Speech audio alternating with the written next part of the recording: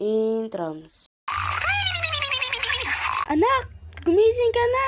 Tanghali na. Intrams na.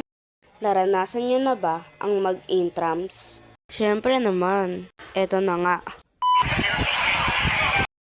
Tuwing intrams, ang daming nangyayari.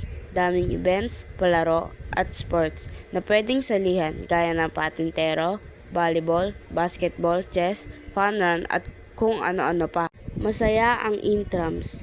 Ipapakita ko sa inyo ang mga picture na nakuha ko. Una, yung bubble party. Dinrawing ko pa ito kasi malabo. Kung i-rate ko siya, mga 9/10 kasi nasira yung sapatos ko. Pangalawa, ang volleyball. Di ako marunong kaya hindi ako sumali. Pero masaya itong panoorin. Sumakit yung lalamunan ko kaka-cheer. Pangatlo, ang patintero.